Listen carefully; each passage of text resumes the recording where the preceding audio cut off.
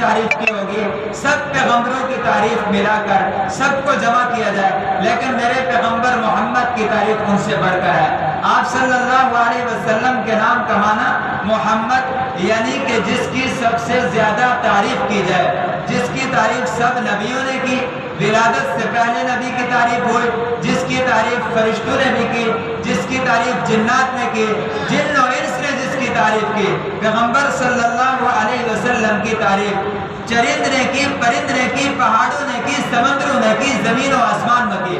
پیغمبر صلی اللہ علیہ وسلم کی تعریف تا قیامت ہوتی رہے گی۔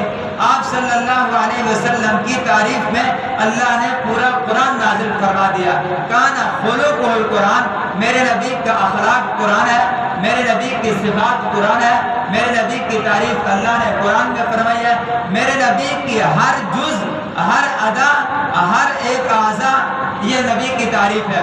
اس کا اللہ جل جلالہ نے قرآن میں ذکر کیا ہے، کہیں والشمس والضحیٰ فرمایا، کہیں واللیل اذا سجا فرمایا، کہیں الم نشرح لک صدرک فرمایا، کہیں عبس وتولی فرمایا، کہیں وہدیناہ النجدین فرمایا، کہیں وشفتین فرمایا۔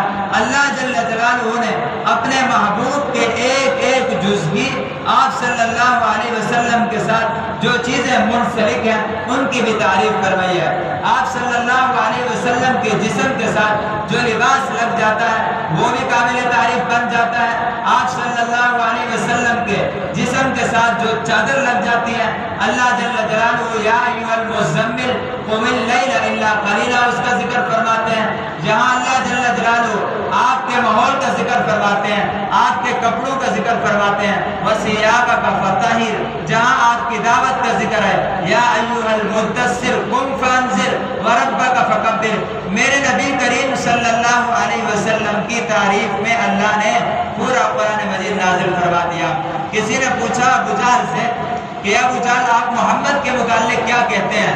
ابو جہل نے کہا میں تقی آواز نہیں ہوں کہ زبان سے کچھ کہوں دل میں کچھ ہو۔ محمد تعریف کے لائق ہے، محمد کے آنے سے پہلے نبیوں نے اس کی خوشخبریاں دی ہیں، لوگوں نے اس کا انتظار کیا، یہ واقعی امانت دار ہے، یہ واقعی صدیق ہے، صادق ہے، اس کی جتنی بھی تعریف کی جائے کم ہے۔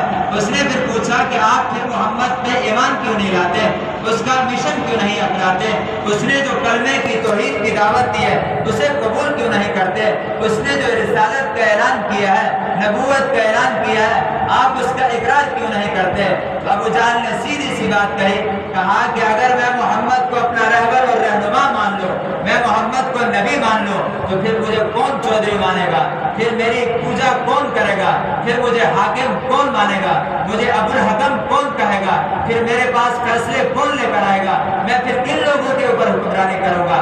میں تو محمد کا مقابلہ اس لیے کرتا ہوں کہ میری چودراہٹ باقی رہے۔ جانتے وہ لوگ بھی تھے کہ نبی سچا ہے، انا اور ضد کی خاطر کی وجہ سے انہوں نے نبی پر ایمان نہ لایا، بلکہ قرآن میں تو یہ ہے کہ جو ایمان جن کے روحوں نے قیامت سے پہلے عالم ارواح کے اندر اللہ جل